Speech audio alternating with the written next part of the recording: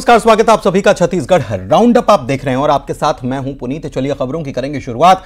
सबसे पहले बड़ी खबर की बात करेंगे। शराब घोटाले के मामले में अनवर ढेबर की अब मुश्किलें जो हैं वो बढ़ती हुई नजर आ रही हैं, क्योंकि ढेबर को लेने के लिए रायपुर पहुंच गई है यूपी एसटीएफ की टीम। अनवर ढेबर को गिरफ्तार कर सकती है यूपी एसटीएफ। नोएडा में दरअसल नकली होलोग्राम बनाने को लेकर एफआईआर पहले से दर्ज है और इस मामले में यूपी एसटीएफ गिरफ्तार कर सकती है अनवर ढेबर को। तो ढेबर की मुश्किलें बढ़ना बिल्कुल तय माना जा रहा है, क्योंकि रायपुर पहुंच गई है यूपी एसटीएफ की टीम। ढेबर को लेने के लिए यह रायपुर पहुंची है। अब यह देखना है कि अनवर ढेबर को लेने के लिए तो पहुंच गई है, क्या लेके चली जाती है। रायपुर पहुंच चुकी है यूपी एसटीएफ की टीम अनवर ढेबर को, और यह पूरा मामला शराब घोटाले मामले से जुड़ा हुआ है और इस मामले में गिरफ्तारी हो सकती है अनवर ढेबर की यूपी एसटीएफ की तरफ से, क्योंकि नोएडा में नकली होलोग्राम, शराब की बोतल पर जो होलोग्राम रखते हैं, नकली होलोग्राम बनाने को लेकर नोएडा में ये एफआईआर दर्ज है। तो मामला अब और मुश्किल भरा होता हुआ अनवर ढेबर के लिए।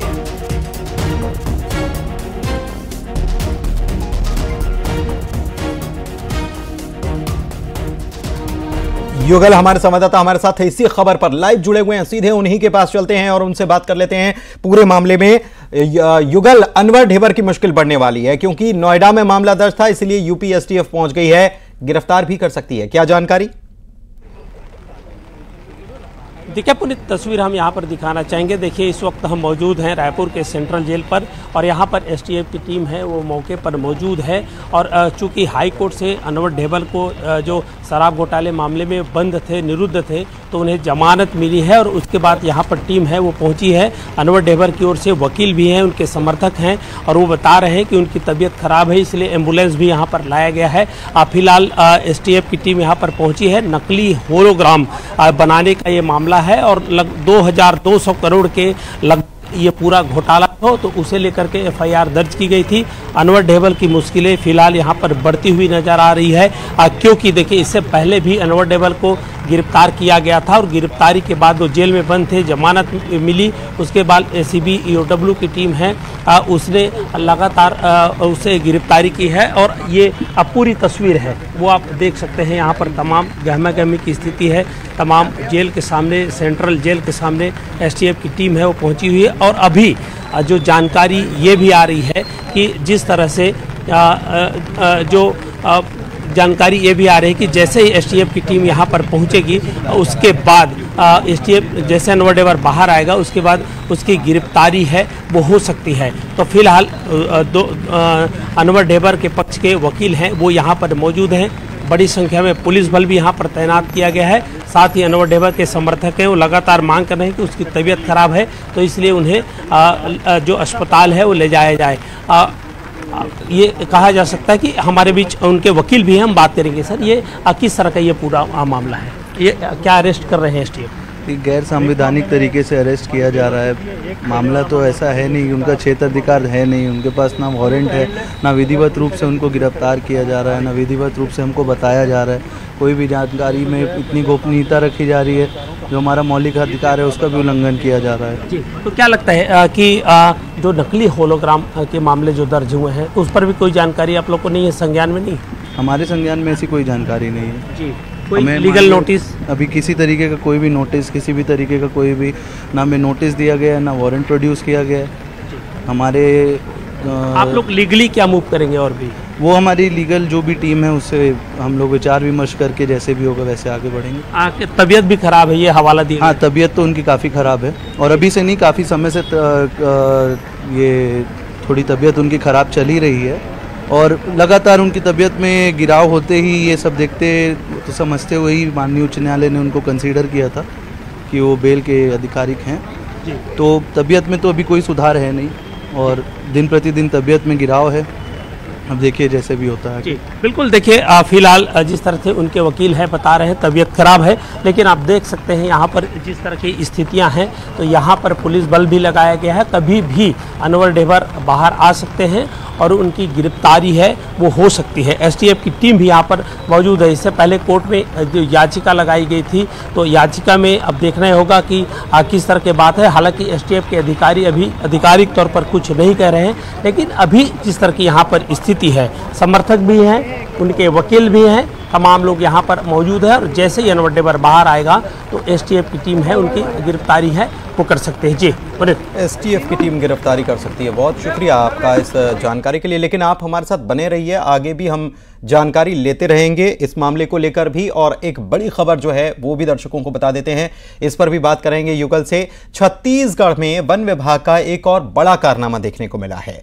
वन भैंसों ने 42 लाख रुपए का चारा खा लिया और अकेले साल 2023-24 में 17,22,000 वन भैंसों पर खर्च हो गए। 17,22,000। 2 साल में चारा और रख रखाव पर 42 लाख रुपए खर्च बता दिए गए। आरटीआई से पूरे मामले का खुलासा हुआ है।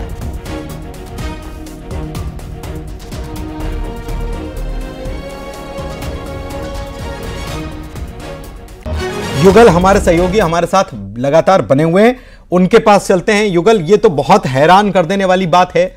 17 लाख रुपए से ज्यादा का चारा 1 साल में ही खा गए और अभी तक 42 लाख रुपए का आंकड़ा सामने आ रहा है। कैसे कारनामा हो गया ये, और वन भैंसे कैसे बताएं? वन विभाग का एक बड़ा कारनामा, अजीबोगरीब कारनामा इसे कह सकते हैं। आप सोच सकते हैं कि 2 वन भैंसे 17 लाख रुपए के अगर चारा चट कर जाए, उनके रख रखाव में अगर 6 वन भैंसे थे तो उसमें 42 लाख रुपए अगर खर्च होता है पुनीत, तो अपने आप में अचरज की बात है। उसे हालांकि चना खिलाया गया है, चारा खिलाया गया है और भी दाने हैं वो खिलाए गए हैं, लेकिन इतने वीवीआईपी वन भैंसे अगर कहें तो ये अचरज की बात नहीं है और बाकायदा ये आम जानकारी नहीं है या फिर कोई किसी ने आरोप नहीं लगाया है, बल्कि वन विभाग से आरटीआई जो वन्य जीव प्रेमी हैं नितिन सिंह भी, उन्होंने एक आरटीआई दायर लगाया था, उस पर एक जवाब आया है, जानकारी आई है। तो टोटल 6 वन भैंसों पर 2 साल में 42 लाख रुपया खर्च किए गए हैं। तो ये अपने आप में चौंकाने वाली बात है। आखिर इतना वीवीआईपी ट्रीटमेंट कैसे दिया गया, क्यों दिया गया, ये जांच का विषय है और ये पहली बार नहीं है। वन विभाग इस तरह के कारनामों के लिए हमेशा से जाने जाते हैं। तो ये कहा जा सकता है वन्य जीव का संरक्षण हो या ना हो छत्तीसगढ़ में, लेकिन वन्य जीवों के नाम पर लाखों रुपए इस तरह के बहाए जा रहे हैं। तो आप सोच सकते हैं ऐसे वन भैंसा जिसे वीवीआईपी देख नहीं सकते, उन्हें बाड़े में रखा गया है, तो उस पर इस तरह के खर्च किए गए हैं। तो ये अपने बारे में कई सवाल को जन्म देते हैं। वन विभाग के अधिकारियों को अब आगे आना चाहिए, जांच भी करनी चाहिए, जवाब भी देनी चाहिए। अब शुक्र है कि उन आरटीआई कार्यकर्ताओं के जो इस तरह के खामियों को निकालते हैं और किस तरह से ये कहा जा सकता है कि जो बेजुबानों के नाम पर इस तरह से जो बड़े बड़े जो खेल खेले जा रहे हैं वो बड़ी आश्चर्य की बात है। जी, वन भैंसा बोलेगा भी तो उसकी भाषा बोली समझ में थोड़ी आएगी, इसलिए शायद ये सब हो जाता है। बहुत शुक्रिया आपका ये जानकारी देने के लिए युगल, इस खबर पर बात करने के लिए। दिल्ली से बड़ी खबर बता देते हैं, इस वक्त की बड़ी खबर। जल्द 9 राज्यों में राज्यपाल की नियुक्ति की जा सकती है। केंद्र सरकार जल्द ही राज्यपालों की नियुक्ति करेगी। जुलाई से सितंबर के बीच राज्यपालों का कार्यकाल खत्म होने जा रहा है और 9 राज्यों के राज्यपाल का कार्यकाल खत्म होने जा रहा है। तो ऐसे में ये बड़ी खबर इस वक्त आपको बता रहे हैं, दिल्ली से ये बड़ी खबर है, जहां पर यह हो सकता है कि केंद्र सरकार 9 राज्यों के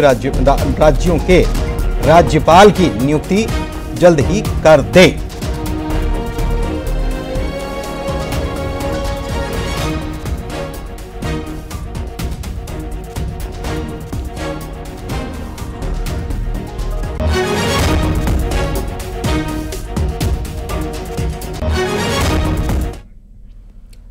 इधर बिलासपुर की अब बात करते हैं, जहां पर फिर से चाकूबाजी की वारदात सामने आई। 3 बदमाशों ने युवक पर हमला किया, जिन्हें गंभीर हालत में अस्पताल में भर्ती करा दिया गया है।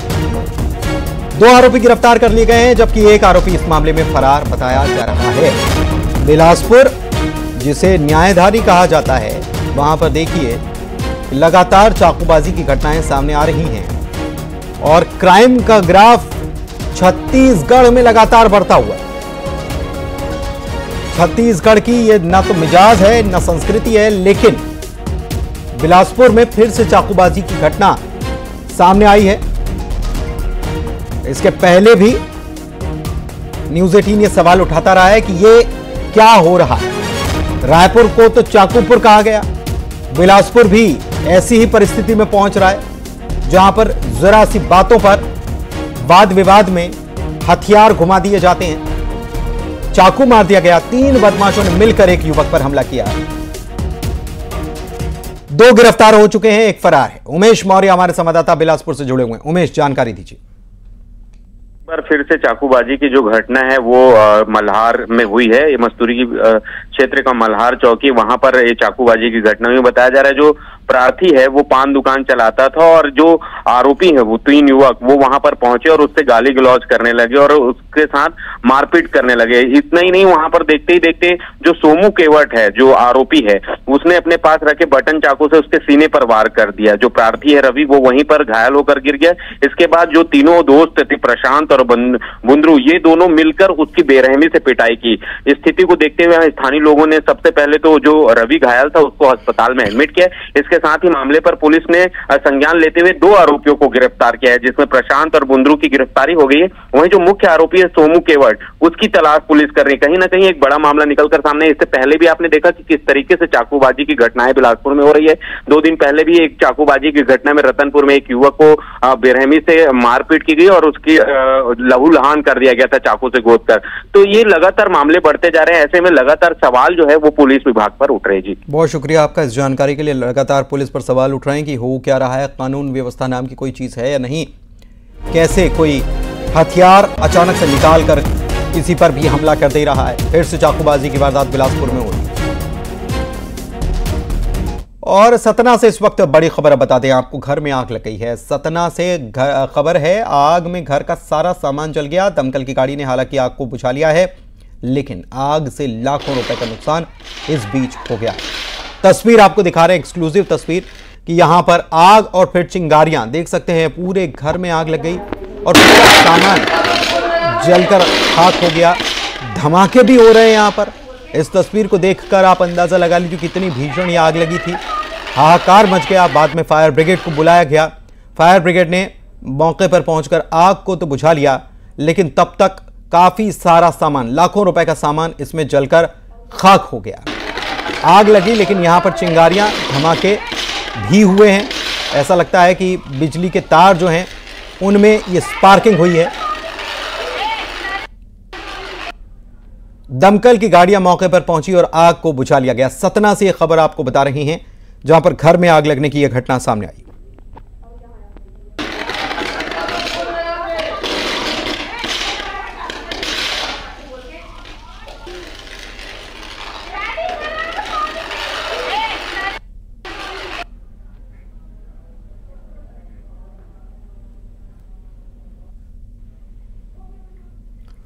और बेमेतरा से खबर है, जहां पर डीजल से भरा हुआ टैंकर ही पलट गया और इसके बाद यहां पर डीजल लूटने वालों की ओड़ मच गई।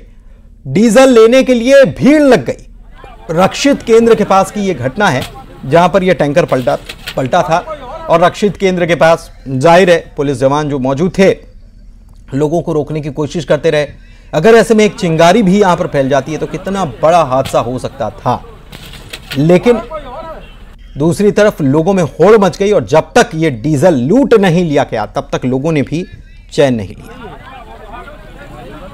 देख सकते हैं एक तरफ डीजल बह रहा है और दूसरी तरफ पुलिसकर्मी जो हैं वो ये देखने की कोशिश कर रहे हैं कि भीतर जो ड्राइवर है उसकी हालत क्या है, उसे तो चोटें नहीं आई हैं। प्रशांत शर्मा हमारे संवाददाता बेमेतरा से जुड़े हुए हैं। प्रशांत, ये एक तरफ डीजल बह रहा है, लोग लूटने की होड़ मचाए हुए हैं, दूसरी तरफ कोई ये देखने के लिए तैयार नहीं कि ट्रक ड्राइवर का क्या हुआ। हालांकि बाद में पुलिसकर्मी पहुंचे थे और वहां पर ग्लास तोड़कर कोशिश कर रहे हैं कि उसे निकाला जाए। जानकारी दीजिए। जी, निश्चित रूप से एक बड़ी घटना घटी है और जैसा आज बारिश हुई है और बारिश के चलते जो डीजल से भरा हुआ टैंकर है वो अनियंत्रित होकर जो बेमेतरा और कंवर्धा मार्ग है वहां पलटी है, जिसमें ड्राइवर जो है बुरी तरीके से फंस गया था। क्योंकि जो घटना है वो पुलिस रक्षित केंद्र के सामने की है, तो जैसे ही घटना हुई है तुरंत जो यातायात पुलिस के जो जवान थे वो वहां मौके पर पहुंचे और जैसे तैसे आनन फानन में उसे बाहर निकाला गया।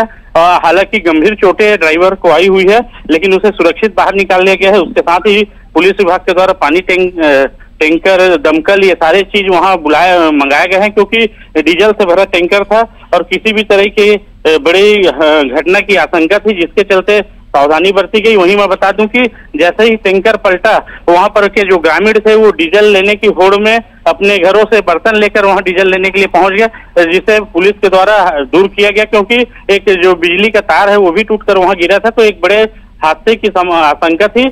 हालांकि जिस तरह की घटना घटी है उससे कोई जनहानि नहीं हुई है, लेकिन एक बड़ा जो हादसा है वो टलते टलते बचा है। बिल्कुल, बड़ा हादसा टलते टलते बचा, क्योंकि आपने बताया कि बिजली का तार भी वहां पर टूट कर गिर गया था, और ऐसे में अगर एक चिंगारी भी फैल जाती तो कितना बड़ा हादसा यहां पर होता। ये वाकई में बहुत गंभीर मामला था। बाद में रक्षित केंद्र के पास जो पुलिसकर्मी मौजूद थे उन्होंने ड्राइवर को निकाला है और अस्पताल पहुंचाया है।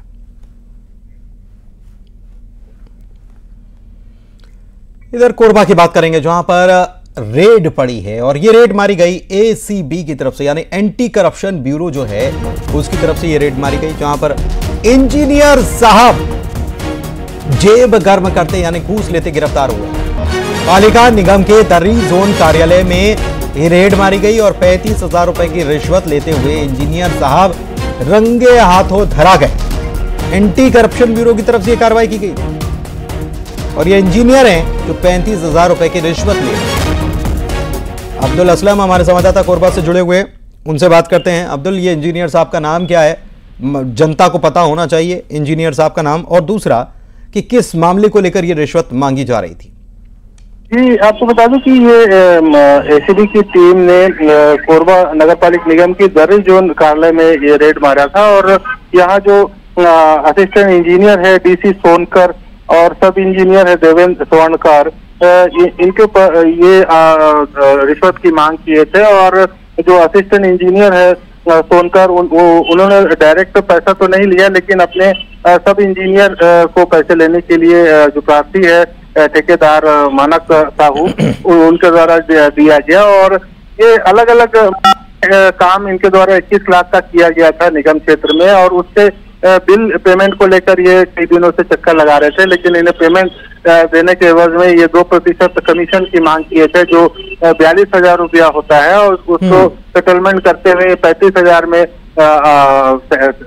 सेटल हुए। और उसके बाद इसकी शिकायत जो है वो प्रार्थी ने बिलासपुर एंटी करप्शन ब्यूरो को की थी, और उसकी तस्दीक करने के बाद एंटी करप्शन ब्यूरो ने आज ये कार्रवाई की है। बहुत शुक्रिया आपका इस जानकारी के लिए। और बिलासपुर से खबर आपको बताते हैं, जहां पर जन सुनवाई के दौरान भोजन के पैकेट लूटने की होड़ मच गई। पैकेट लोगों को फेंक फेंक कर बांटे गए। खाने के पैकेट पर लोग टूट पड़े। यहां पर भगदड़ की स्थिति भी बनी। बताएं कि यहां पर जन सुनवाई क्यों हुई थी। दरअसल यहां पर सीमेंट फैक्ट्री को लेकर जन सुनवाई बुलाई गई थी, और ये इसके लिए सुबह से लोग पहुंच गए थे, भूखे प्यासे थे, सुबह 9 बजे ही पहुंच गए थे, और बड़ी संख्या में लोग पहुंचे थे। तो उनके खाने की व्यवस्था की गई, और जब पता चला कि यहाँ पर भोजन के पैकेट बांटे जा रहे हैं तो फिर होड़ मच गई। ग्रामीण सुबह से धूप और भीषण गर्मी में परेशान हो रहे थे, और इसके बाद भूखे प्यासे लोग खाने पर टूट पड़े।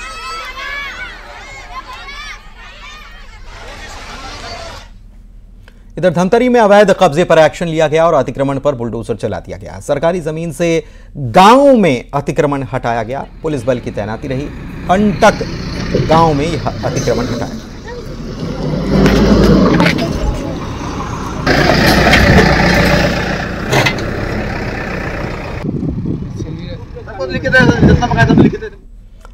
अंबिकापुर में पुलिस ने नशे पर शिकंजा कसते हुए चठिरमा में पुलिस ने चेकिंग के दौरान कार से 3,000 प्रतिबंधित नशीले इंजेक्शन जब्त किए हैं, और इनकी बाजार में कीमत 10 लाख रुपए है।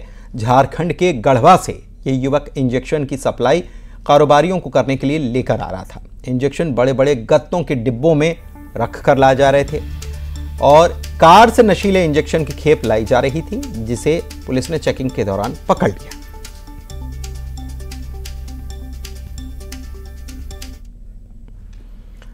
कोरबा में महिला और एक मासूम बच्ची के लापता होने का मामला सामने आया है, जिसके बाद परिजन परेशान हैं।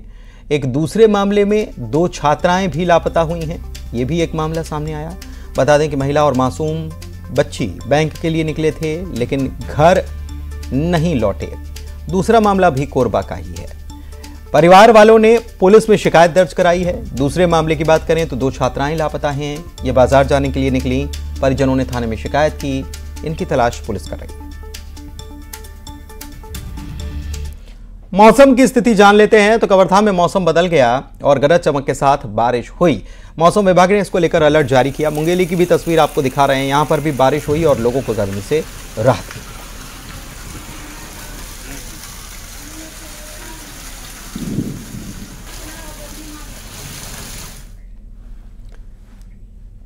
टॉप 20 खबरों का वक्त है।